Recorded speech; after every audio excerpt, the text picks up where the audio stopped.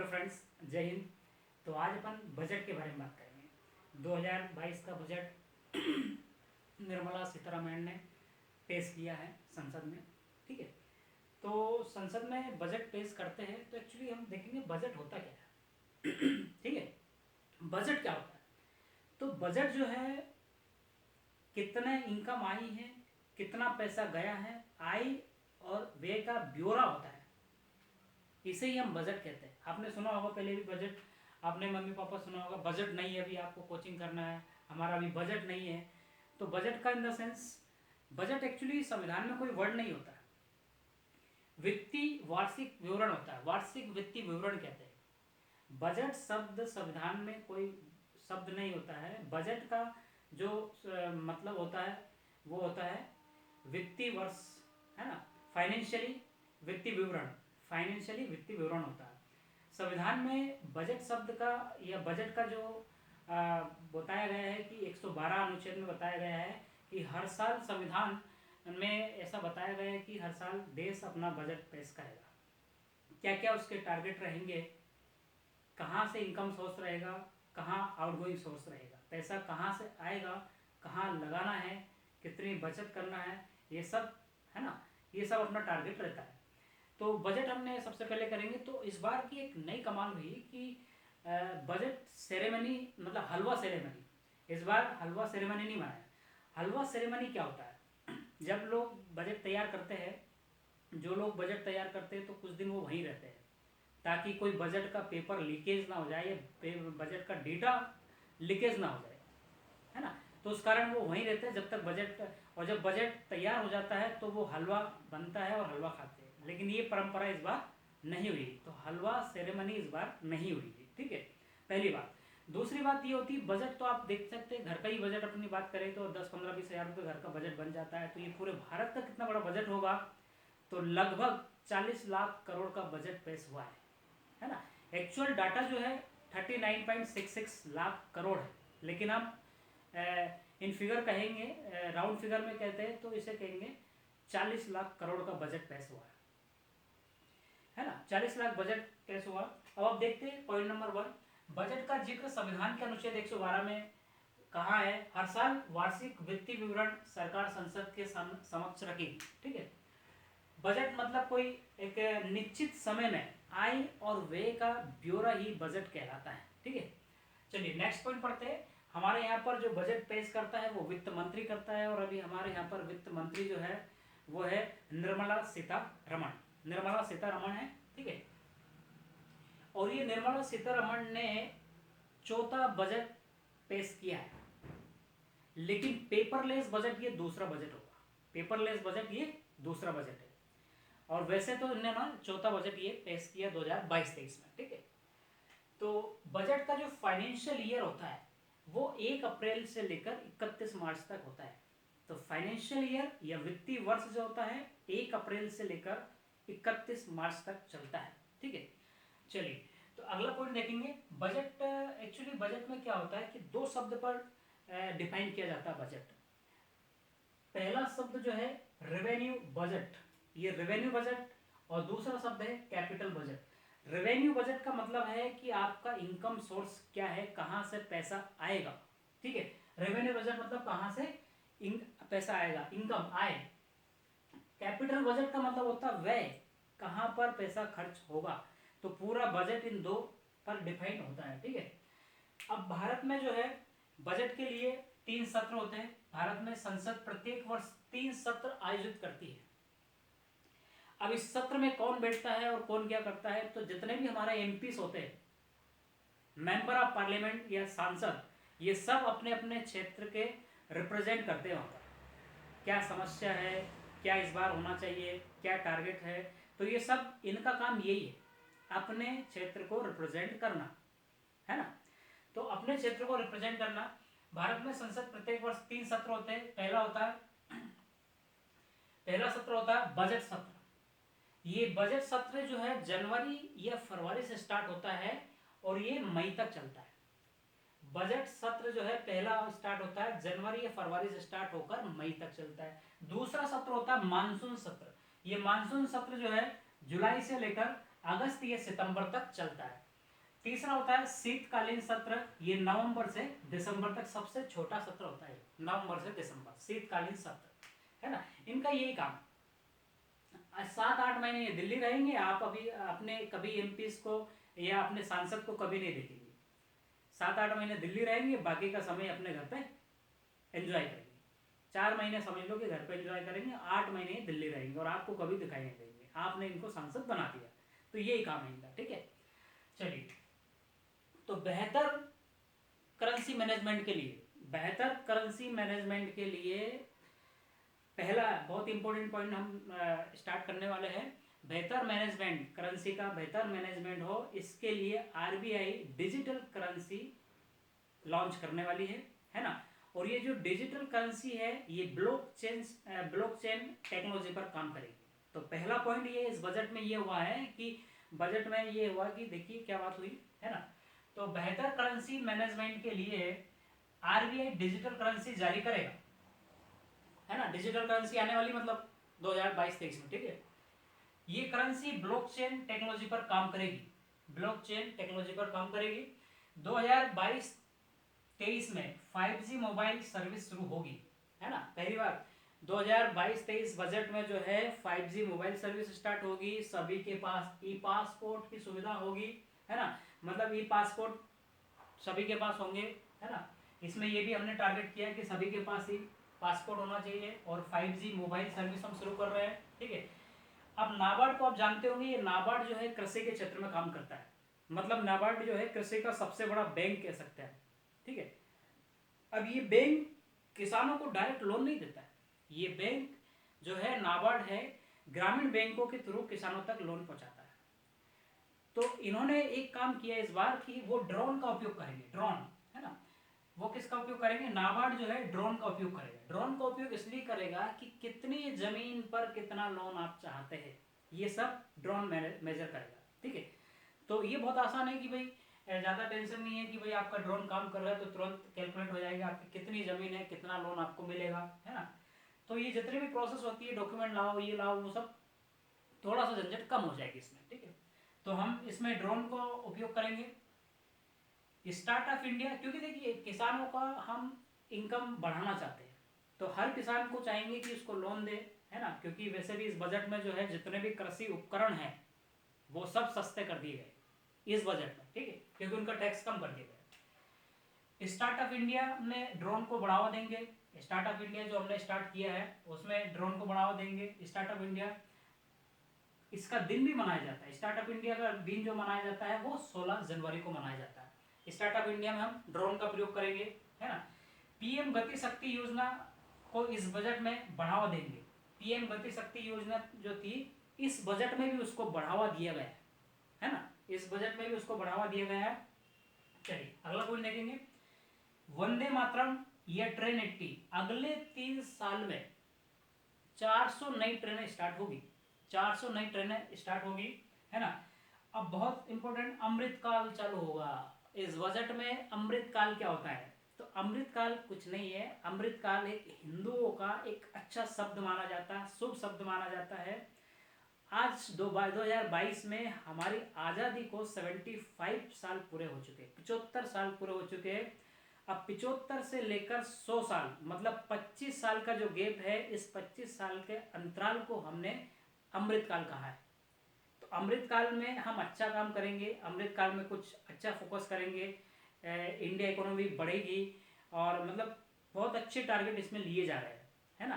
क्योंकि नाम ही अमृतकाल रखा है उसका, तो 25 साल का टारगेट रखा गया है, ठीक है। अमृतकाल मतलब समझ गए, जब 100 साल हो जाएंगे हमारी आज़ादी को 2047 में, तब ये अमृतकाल खत्म होगा, अमृतकाल खत्म होगा। तो अमृतकाल 2022 से शुरू हो चुका है और 2047 तक चलेगा। 2047 में हमारी आज़ादी को पूरे 100 वर्ष हो जाएंगे, ठीक है। तो अमृतकाल स्टार्ट किया हमने, अमृतकाल आप समझ गए। और इस बार हमने हलवा सेरेमनी भी बंद कर दी भाई। क्यों कर दी, क्योंकि हलवा सेरेमनी जो कोरोना चल रहा था, जितने भी लोग बजट को तैयार करते हैं वो सब वहीं रहते हैं, है ना, ताकि डॉक्यूमेंट लीकेज ना हो जाए। वैसे भी हमारा पेपरलेस बजट हो गया, लेकिन फिर भी डेटा लीकेज हो जाए, तो इस चक्कर में वो लोग वही रहते थे जो बजट तैयार करते थे, ठीक है। तो बजट जैसे तैयार होता था तो ये लोग खुशी के माहौल के लिए हलवा बनाते और फिर सब खाते थे, तो इसे हलवा सेरेमनी कहते हैं। इस बार वो नहीं हुई, ठीक है। ये भी एक नई बात हुई इस बार।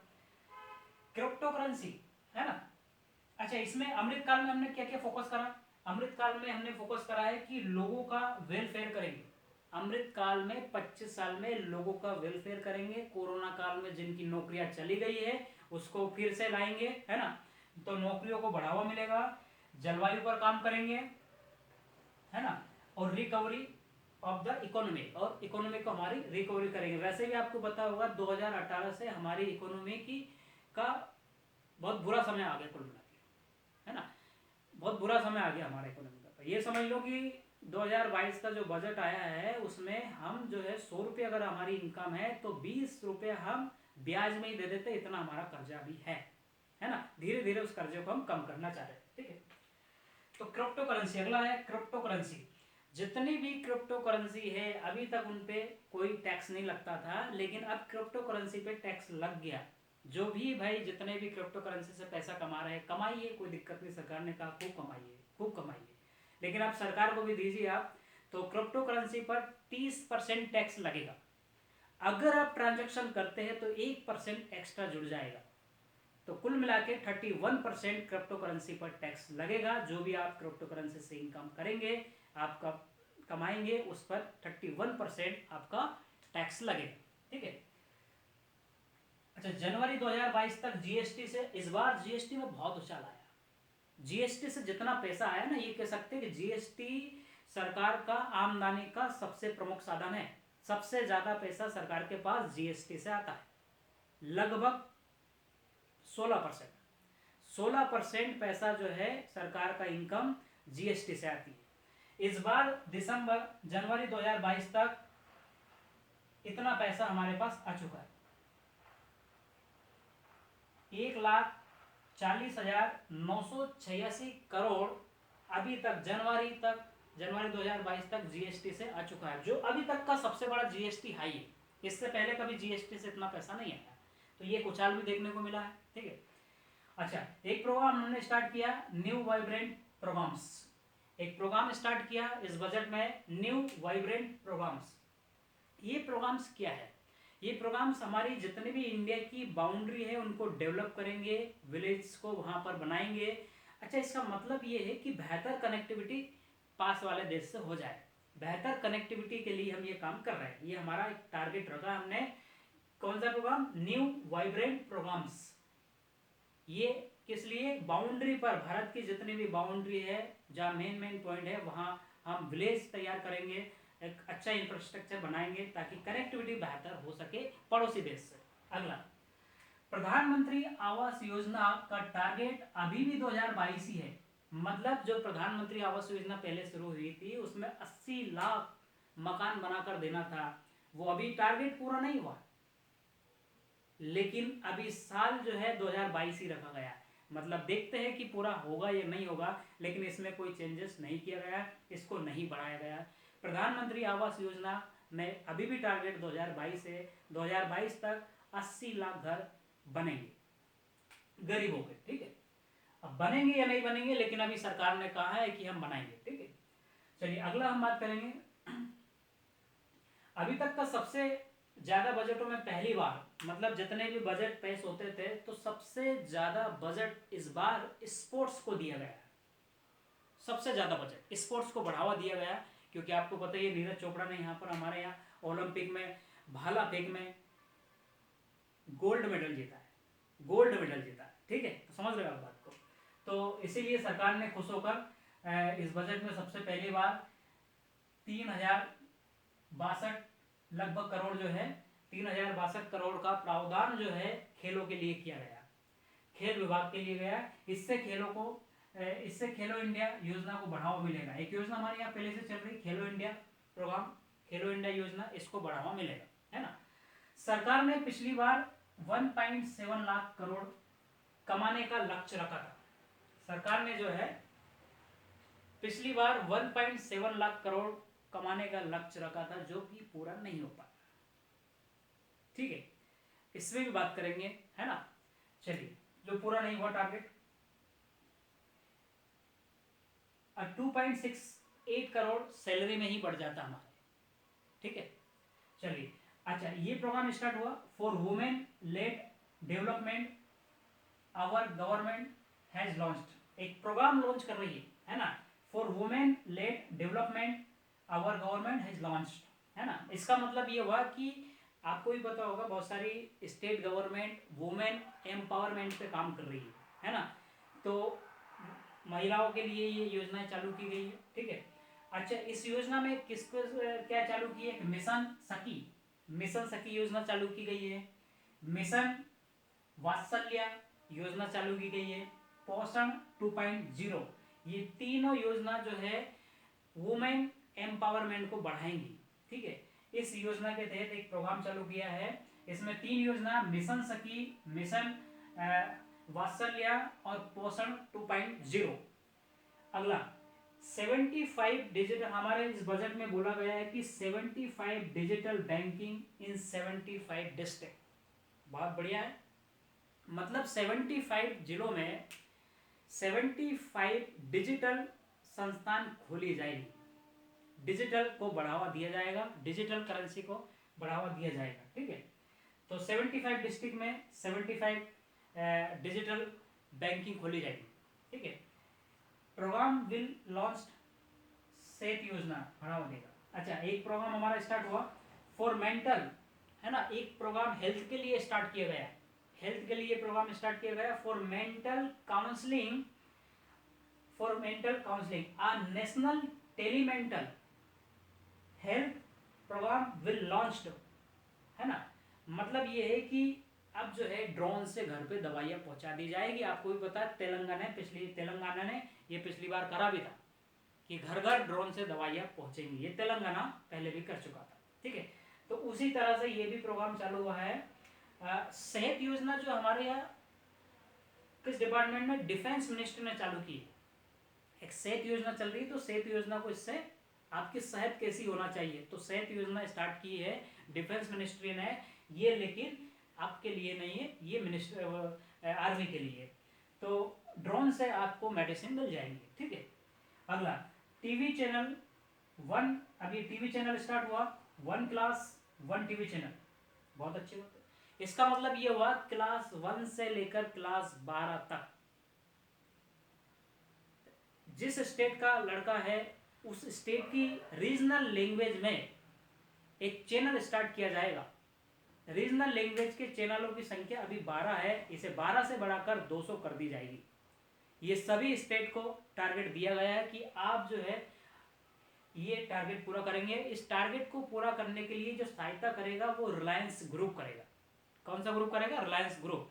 ये बच्चों के लिए है, आपको भी पता कोरोना काल में बहुत सारे बच्चों की पढ़ाइयाँ में बड़ा प्रभाव पड़ा है, तो इसलिए ये डिजिटल की बात कर रहे हैं हम कि 1 चैनल, अभी तक चैनल होते थे, कहते हैं ना कि भाई ये चैनल पढ़ाई के लिए चलेगा, जब चाहे जब चालू कर सकते हैं आप। तो रीजनल लैंग्वेज में अभी तक 12 चैनल हुआ करते थे, अब 200 चैनल होंगे। उसके थ्रू बच्चा 1 से लेकर 12वीं तक की सारी क्लास की अलग अलग सब्जेक्ट की पढ़ाई होगी। ये टारगेट जो है स्टेट को मिलेगा और इसकी हेल्प करेगा कौन? रिलायंस ग्रुप, है ना, रिलायंस ग्रुप करेगा, इसकी हेल्प रिलायंस ग्रुप करेगा। और हरियाणा में तो रिलायंस ग्रुप करेगा, ठीक है।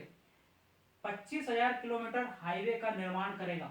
एक ये भी टारगेट दिया गया है कि 25,000 किलोमीटर हाईवे नया बनाया जाएगा इस बजट में, और 60 लाख नौकरी युवाओं को दी जाएगी और एक्स्ट्रा में 30 लाख भी दी जाएगी। ये टारगेट रखा गया है।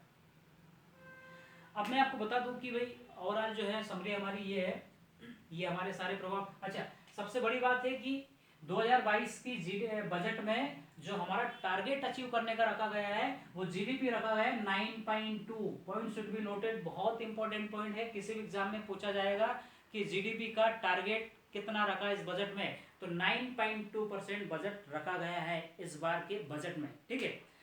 तो देखिए पिछली बार भी अब ये क्या हुआ, अगली बार देखिए ये हो गया। इंपॉर्टेंट पॉइंट देखते हैं, हमारा जो बजट है 2022 में निर्मला सीतारमण ने पेश किया है, ये हमारे वित्त मंत्री जी है, 40 लाख करोड़ का बजट पेश किया लगभग, है ना, राउंड फिगर में बात कर रहा हूं मैं, इसमें पेश किया है। अभी भी हमारी सरकार घाटे में चल रही है, फिस्कल डेफिसिटी, एक वर्ड होता है फिस्कल डेफिसिटी, फिस्कल डेफिसिट। ये फिस्कल डेफिसिट क्या होता है, जैसे मान लेते हैं कि आप 100 रुपये कमाते हो और 105 रुपये खर्च कर देते हो, तो 5 रुपये का आपको नुकसान है भी। तो ये 5 रुपये साल भर चलाने के लिए कहीं ना कहीं से उधार आपको लेना पड़ेगा, है ना। तो इसे ही कहते हैं, जो आपने उधार लिया फिस्कल डेफिसिटी, इनकम कम खर्चे ज्यादा, तो फिस्कल डेफिसिटी इसे बोलते हैं। 2018 से ही हमारे यहाँ बहुत डाउन चला गया, है ना, मतलब कमा कम रहे, खर्चा ज्यादा हो रहा है, ये 2018 से ही प्रॉब्लम चल रहा है। लेकिन अब इसे रिकवरी करने की कोशिश कर रहे हैं। पिछली बार भी हमने रिकवरी का टारगेट जो रखा गया था, लास्ट टाइम हमने फिस्कल डेफिसिटी 9.2 थी, है ना, 9.2 थी। फिस्कल डेफिसिटी की बात कर रहा हूँ, ये नहीं कर रहा हूँ, है ना। इसको टारगेट रखा गया था 2020-21 में कि ऐसे इसे हम 6.8% कर देंगे, इस फिस्कल डेफिसिटी को 6.8 कर देंगे, लेकिन सरकार अचीव नहीं कर पाई। कितना कर पाई है, तो 6.9% ही फिस्कल डेफिसिटी अचीव कर पाई है, उपलब्धि हासिल की है, ठीक है। अब देखिए, इस बार हमने जो टारगेट रखा है वो रखा है 6.4 हमने टारगेट रखा है कि अगली बार हमारा जितना कर्जा है 6.4 हम लेके आ जाएंगे। 9.2 था, फिर हमने 6.8 रखा, कवर नहीं कर पाए, 6.9 किया, अब हमने 6.4 टारगेट रखा है, ठीक है। तो फिस्कल डेफिसिटी एक्चुअली क्या होता है कि हमारे इनकम के जो सोर्स होते हैं वो सबसे ज्यादा जो होता है, इनकम की बात कर रहे हैं हम, है ना, उधारी की बात नहीं कर रहे, इनकम की बात। सबसे ज्यादा बड़ा सोर्स हमारा जीएसटी है 16%, फिर कॉर्पोरेट टैक्स है 15%, इनकम टैक्स है 15%, ये मेजर सेक्शन है, ठीक है। और सबसे बड़ा जो है अगला सोर्स होता है हमारा 35%, हमारी इनकम का 35% सोर्स जो है वो होता है उधार लिया जाता है पैसा। 35% हम उधार लेते हैं, 35% उधार लेते हैं, और अदर लाइबिलिटी से भी पैसा आता है। तो ये पैसा कहाँ से हम कमाते हैं, जैसे आपने या तो उधार ले लिया, है ना। अब हमें देखिए, हम फिस्कल डेफिसिटी को कम करना चाहते हैं, हमारा जो कर्जा है वो कम करना चाहते हैं। तो कर्जा कम करने के लिए सरकार क्या कर रही है, रेलवे प्राइवेट कर दी, तो प्राइवेटेशन कर रही है, उससे पैसा कमा रही है। दूसरा, किसी को बेच रही है, उससे पैसा कमा रही है। कहीं से किराया आ रहा है, उससे पैसा कमा रही है। तो ये बेचने का जो सिस्टम है, प्राइवेट करने का सिस्टम है, वो सिर्फ इसलिए है कि हमारे ऊपर जो है कर्जा है ना। रेलवे प्राइवेटेशन हुआ, है ना। तो देखिए, फिस्कल डेफिसिशन जो है 9.2 है। हर बार, इस बार की बात करूं, 20% हम ब्याज में खर्च कर देते हैं। अगर हमारा 40 लाख रुपया, हमने बजट 40 लाख करोड़ का बजट रखा है, तो 20% हम ब्याज में खर्च कर देते हैं। ये तो हमारा इनकम सोर्स था, लेकिन अब खर्च करने की बात है तो 20% हम क्या खर्च करते हैं, ब्याज में खर्च कर देते हैं। ब्याज देते हैं जितना कर्जा है, तो उसे कम करना चाह रहे हैं। कम करने के लिए हमें प्राइवेटेशन करना पड़ेगा, उधार लेंगे हम, ठीक है। तो 4% जो है हमने बोला भाई, और 4% जो है जितने भी पेंशन धारियां है, जो रिटायरमेंट हो गया, 4% हमारे जो 100% बजट है उसमें 4% तो पेंशन वाले को पेंशन दे दी जाती है, ठीक है। 8% हमारे यहाँ रक्षा बजट, मतलब बजट रखा गया है, ठीक है। फिर इसके बाद में हमारा और भी बजट की बात करते हैं, है ना। 8% हम कहाँ दे देते हैं, मतलब हमारी आर्मी को दे देते हैं। फिर हमारा 4% का खर्च हो जाता है, 4% हमारी पेंशन पर खर्च हो जाता है ना। और सैलरी की बात करें तो लोगों को सैलरी बांट देते हैं हम 2.68 करोड़ रुपए, 2.68 लाख करोड़ रुपए तो हम सैलरी में डिस्ट्रीब्यूट कर देते हैं। भारत सरकार के जितने कर्मचारी हैं उनको डिस्ट्रीब्यूट कर देते हैं, इतने तो हम सैलरी में डिस्ट्रीब्यूट कर देते हैं, ठीक है। चलिए, हाँ, इस बार राहत की जो खबर मिली है, जितने भी नॉर्मल आदमी है उनको कोई फायदा नहीं मिला। क्यों? क्योंकि जितने भी टैक्स स्लैब्स है उनमें कोई कमी नहीं आई है, कोई बढ़ोतरी नहीं है, जैसा है वैसा ही है, ठीक है। लेकिन कॉर्पोरेट टैक्स, जितने भी बड़ी बड़ी कंपनियां वाले लोग हैं उनको फायदा मिला है। क्यों मिला है? उनको बढ़ावा देना चाहती है सरकार। फायदा मतलब है जैसे कि भाई ज़्यादा कंपनी आएंगी, टैक्स कम कर देंगे, ज़्यादा कंपनी आएंगी, ज़्यादा रोजगार मिलेगा, तो ठीक है। सरकार का अपना एक टारगेट रखा है कि भाई यही हो सकता है कि टैक्स कम करने का मतलब क्या, लुभाना किसी कंपनी को, इसका मतलब क्योंकि हम टैक्स कम लेंगे तो कंपनी हमारे यहाँ रोजगार देगी लोगों को, तो ज़्यादा से ज़्यादा लोगों को रोजगार मिलेगा। तो कॉर्पोरेट टैक्स पहले 18% था, अब उसे हमने 15% कर दिया। तो इससे जितने भी बिजनेसमैन हैं, जो बड़े बड़े बिजनेसमैन हैं, उनको बड़ी खुशी की लहर दौड़ गई है। लेकिन जितने भी सिंपल नॉर्मल लोग हैं उनके लिए नहीं है, उनके लिए टैक्स स्लैब्स वही है जितना पहले था। ठीक है, तो ये हमारा आज का बजट था। और आज के बजट हमने जितना भी किया है उस बजट पे आधारित क्वेश्चन हम कल करेंगे। अगर आप इंटरेस्टेड हो क्वेश्चन पढ़ने के लिए बजट से संबंधित सारे, कुछ यहाँ छूट गए होंगे तो वहाँ कवर कर देंगे, कोई भी क्वेश्चन आपका बजट से छूटेगा नहीं, ये मेरा आपसे वादा है। तो आप जो है कमेंट करिए प्लीज़, अगर आपको ज़रूरत है इस बात की कि हाँ सर क्वेश्चन कर दीजिए, तो अगली क्लास में इनके ऑब्जेक्टिव लेके आऊँगा, बजट के जितने भी ऑब्जेक्टिव है वो लेके मैं आऊँगा। हाँ, एक बात और कहना था मेरे आपसे कि हमने जो है इस बार जीडीपी का टारगेट रखा है 9.2% जीडीपी टारगेट रखा है। इतनी अचीव करेंगे, करेंगे या नहीं करेंगे अलग बात है, लेकिन हमने इतना टारगेट रखा है। लेकिन सरकार ने ये कह दिया कि अगली बार ये टारगेट हम कम करेंगे, जबकि टारगेट हमेशा बढ़ता है, ये कम कर देंगे, ये कुछ समझ में नहीं आया। अगर आप समझते हो तो कृपया करके कमेंट कीजिए, नहीं तो अपन कल मिलेंगे कि सरकार ने ऐसा वादा क्यों किया है कि इस बार हमने बढ़ा के किया है, अगली बार ये जीडीपी का जो टारगेट है वो कम करके रखेंगे। ठीक है, चलिए दोस्त फिर मिलते हैं। थैंक यू फॉर वॉचिंग, है ना। और आप अगर आपको ये वीडियो पसंद आता है, आपको मेरा कंटेंट पसंद आता है, तो आप कृपया करके लाइक कीजिए, शेयर कीजिए, सब्सक्राइब कीजिए। Thank you for watching, thank you.